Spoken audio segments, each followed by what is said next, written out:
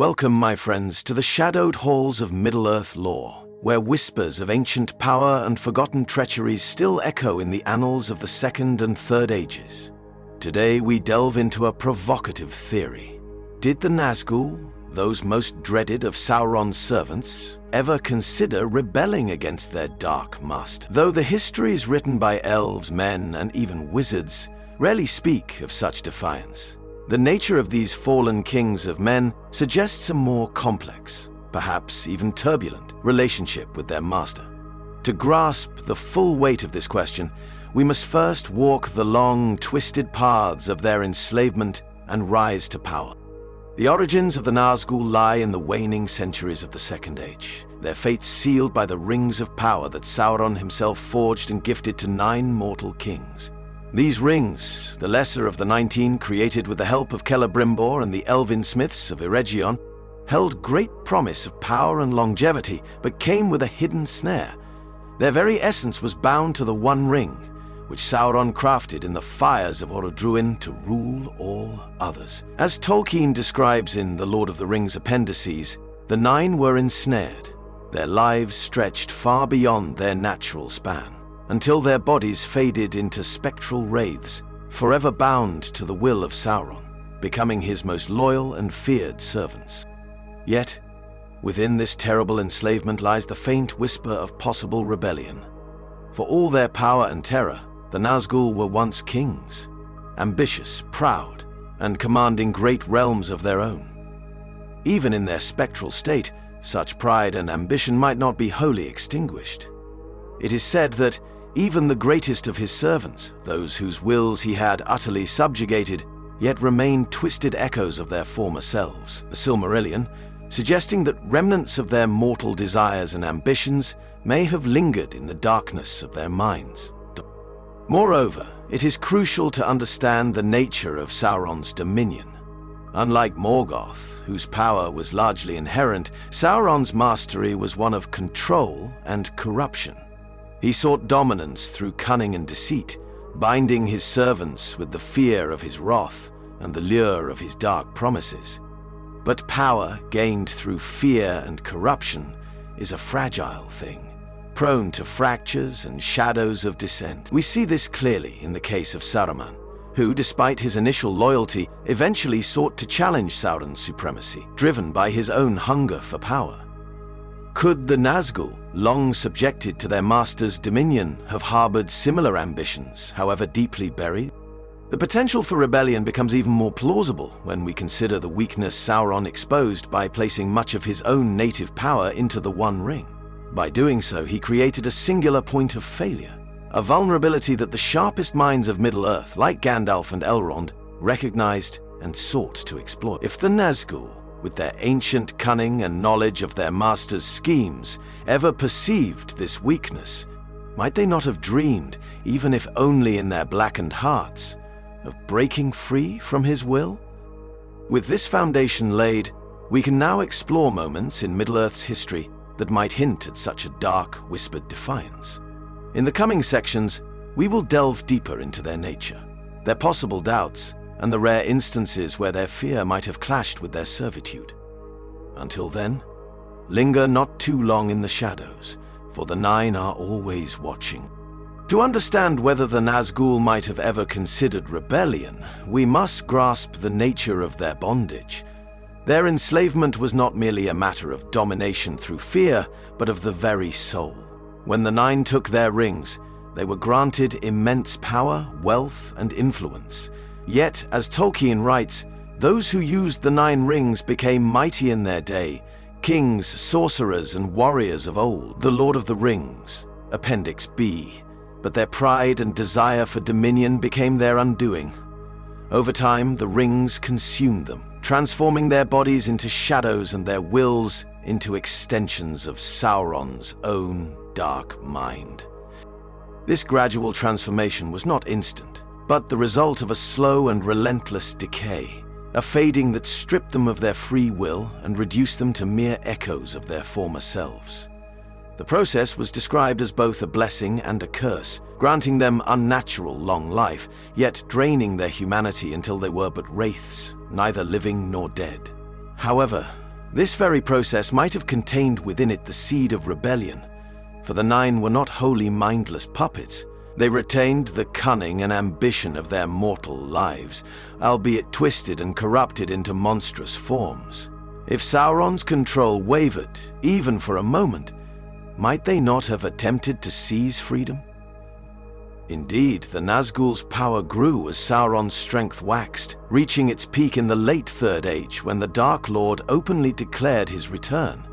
Yet even at their most terrible, the Ringwraiths showed signs of hesitation and fear.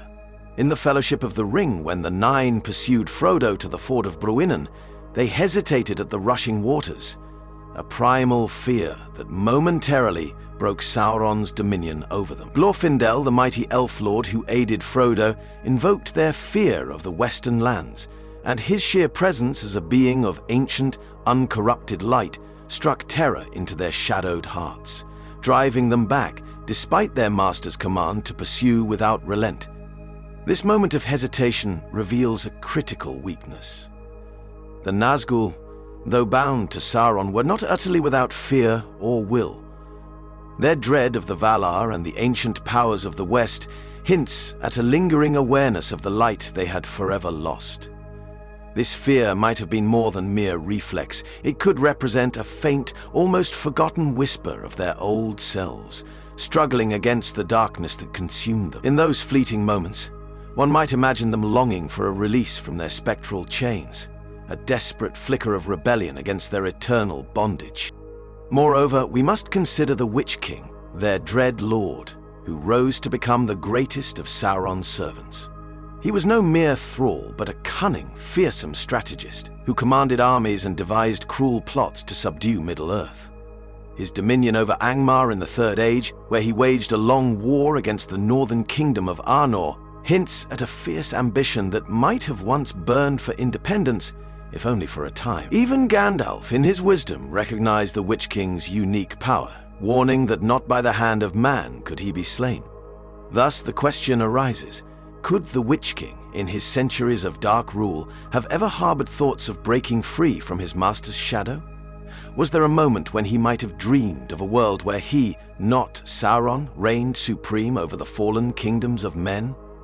If such a thought ever crossed his mind, it would have been a fleeting, perilous dream, one that Sauron's iron will would have swiftly crushed, yet not without leaving a scar upon the Witch King's twisted soul. In the next segment, we will explore these tantalizing possibilities further, examining moments in Middle-earth's history where the Ringwraiths acted with unexpected cunning or fear, and whether these acts hint at a deeper, more complex relationship with their Dark Master. Until then, keep your torches bright and your hearts steadfast, for the shadows grow ever darker. As we press further into the shadowed paths of the Ringwraiths' history, we must consider the nature of Sauron's control over them. The One Ring, which he forged in the fires of Mount Doom, was the keystone of his dominion, binding all the lesser rings and their bearers to his will. This bond was not merely one of terror and obedience, but of a more profound and insidious nature. As Tolkien explains in the Silmarillion, Sauron poured much of his own power into the One Ring, granting him the ability to dominate the minds of others, bending their wills to his own, as long as the ring endured. Yet even with such mastery, the Nazgûl were not mindless drones. They retained a measure of their former cunning, their faded minds still capable of deceit and treachery, though twisted by centuries of corruption. It is known that Sauron, in his malice, often sowed discord among his own servants, pitting them against one another to prevent alliances that might challenge his rule. This very tactic suggests that the Dark Lord feared betrayal, even from his most trusted followers. It is a dark irony that the master of treachery must forever guard against treason from his own minion. One striking example of this potential for dissent lies in the actions of Camille, the second most powerful of the Nazgûl and the chief lieutenant of the Witch King. Known as the Shadow of the East, Camille was once a powerful Easterling lord, and his skill in hunting and tracking made him a fearsome foe during the War of the Ring. Yet he is described as being less cunning in daylight and more hesitant without his master's direct command, a curious weakness for a servant supposedly bound by absolute will? Might this hint at a crack in his loyalty, a subtle resistance against the will that binds him? Moreover, the Witch King himself, despite being Sauron's greatest and most feared lieutenant, displayed a fierce independence during his rule over Angmar in the Third Age. There he acted with significant autonomy, waging a brutal war against the Dunedain of Arnor, manipulating the fall of its kingdoms through fear and sorcery. For centuries he ruled as a dark king in his own right, a lord of terror who bent the cold winds of the north to his will. It is conceivable that in this time he may have harbored his own ambitions, perhaps even dreaming of a world where he reigned as a dark emperor, free from the chains of Sauron's will. Yet, if such thoughts ever flickered in his shadowed heart, they were swiftly extinguished. For when Sauron rose again in the east, the Witch King did not rebel but returned to his master's side, becoming the dreaded commander of the armies of Mordor, the chief enforcer of Sauron's will. It is a grim testament to the strength of the Dark Lord's power that even this mighty wraith, who had once ruled as a Dark Lord in his own right, would bend his knees so completely. Nevertheless, moments of potential defiance can still be glimpsed in the histories. For instance, during the siege of Minas Tirith, the Witch King rode forth to challenge Gandalf the White, his voice filled with a terrible confidence, his will seemingly unbreakable. Yet when the horns of the Rohirrim sounded upon the Pelennor fields, a primal fear stirred in him, a memory of his mortal terror that even Sauron's will could not entirely suppress. This hesitation, this flicker of old fear, perhaps hints at a deeper struggle within his wraith-like heart, a remnant of the proud king he once was. As we continue, we shall delve into the final moments of the Nazgûl and their ultimate destruction, pondering whether their final acts held any hint of defiance, or if their doom was as inevitable as the fall of their master. Until then, beware the whispers in the dark, for the Nazgûl may yet haunt your steps. As the War of the Ring reached its climax in the bitter year of 3019 of the Third Age, the Nine were unleashed upon Middle-earth in full force, their terror darkening the lands from the Anduin to the gates of Mordor. Yet, even in these final days, hints of rebellion and fear flicker through the accounts of their actions. One cannot overlook the Witch King's final charge during the Battle of the Pelennor Fields. Here, the Lord of the Nazgûl, the mightiest of Sauron's servants, sought to strike a death blow to the last stronghold of men in the west, confident in his victory. He broke the mighty gates of Minas Tirith with a single word of power, shattering the ancient stones as if they were mere glass. Yet, in this moment of seeming triumph, the seeds of his downfall were already sown. When the horns of the Rohirrim shattered the morning air, the Witch King's dark confidence faltered. The unexpected arrival of the Horse Lords, charging down upon the field with the thunder of 1,000 hooves, stirred a primal fear within him, the fear of a power older and wilder than his own. It was a terror that even the Dark Lord's iron will could not entirely suppress, for the Ring Wraiths, for all their power, remained shadows. For all their power remained shadows, forever cut off from the living world they once ruled. In this moment, the Witch King hesitated, a fatal pause that allowed Éowyn, Shield Maiden of Rohan, and the young hobbit, Meriadoc Brandybuck, to confront him in his final hour. The encounter that followed is legendary. Éowyn, standing alone against the black-cloaked terror, declared her defiance in words that would echo through the ages. "I am no man." With these words, she shattered the ancient prophecy that no mortal man could slay the Witch King, striking him down in a moment of pure, defiant courage.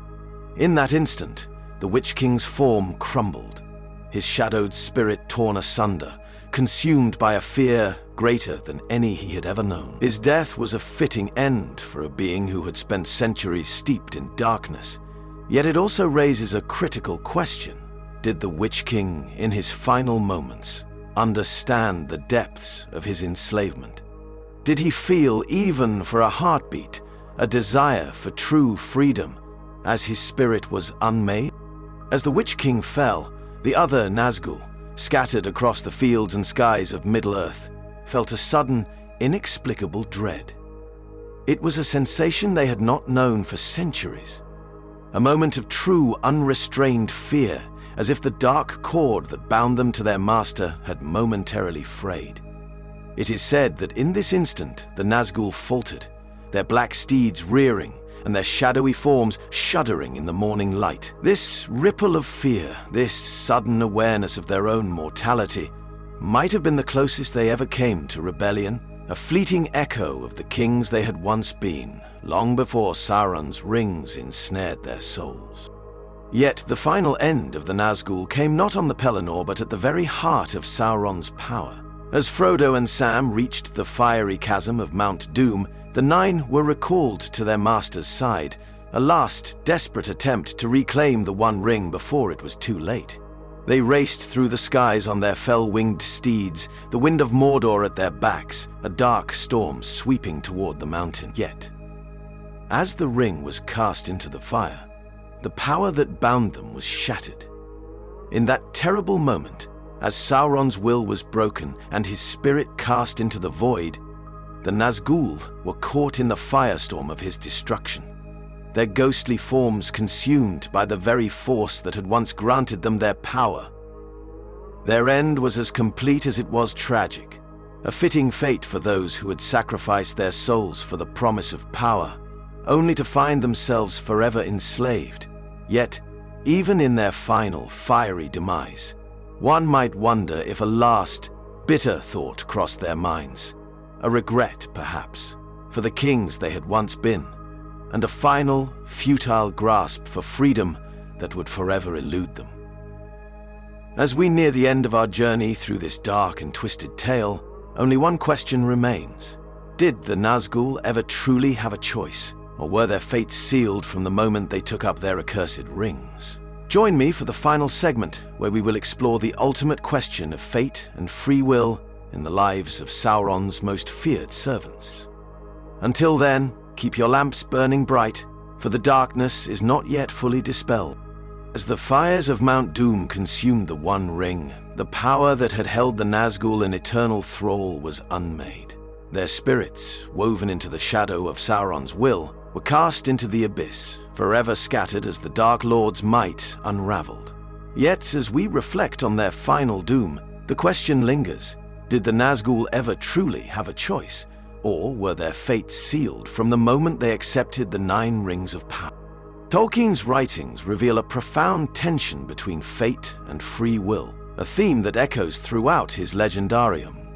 In the Silmarillion, the Valar themselves grapple with this mystery, debating the extent to which the children of Ilúvatar, elves and men, possess true freedom within the music of the Ainur, the great symphony that shapes all of creation. The Nazgûl, as men, were not entirely stripped of their wills when they became wraiths, but their choices had been so deeply corrupted by the rings that they had become mere shadows of their former selves, enslaved to Sauron's greater purpose. This loss of free will, however, was not absolute. Tolkien himself noted in his letters that the power of the One Ring worked through the domination of wills, a form of tyranny that, though potent, could never entirely erase the essence of the being it sought to control. In this light, the Nazgûl's final moments become even more tragic. They were not merely extensions of Sauron's malice, but the twisted remnants of once great kings, their original hopes and ambitions perverted by their long servitude. Even in their greatest acts of terror, they might have retained a flicker of the mortal pride that first drew them to the rings. This, perhaps, is the ultimate tragedy of the Nazgûl, that they were neither wholly free nor entirely enslaved, but forever trapped in a liminal state, bound to the will of another, yet still faintly aware of the freedom they had lost. This shadowed half-life raises a haunting question. If the One Ring had somehow been destroyed earlier in the Third Age, before Sauron regained his full strength, Might the Nazgûl have broken free of his control, regaining some measure of their former selves? Could the Witch King in particular, with his terrible power and fierce pride, have risen once more as a dark king in his own right? A lord of fear and shadow unbound by any master? Or, conversely, would the sudden loss of Sauron's will have driven them to madness, their identities too fragmented to reclaim any semblance of their ancient thrones? In the end, the Nazgûl's destruction was absolute, their fates bound to the doom of their master. Yet their tragic fall serves as a grim reminder of the corrupting power of ambition, the peril of seeking dominion over others, and the slow, consuming darkness that waits for those who seek to master death. In their final, fiery descent into oblivion, the Nazgûl became a cautionary tale for all who would seek power at any cost, a shadowed echo of the kings they once were, lost forever in the fires of their own making. And so we close the book on this dark chapter of Middle-earth's history, a tale of pride, betrayal, and the ultimate price of power. Thank you for joining me on this journey into the shadowed past. If you enjoyed this exploration, consider delving deeper into the lore of Tolkien's world with us in future episodes. Until then, may your path be ever lit, and may the shadows of the past remain but whispers on the wind. Farewell, and may the stars shine upon your faces.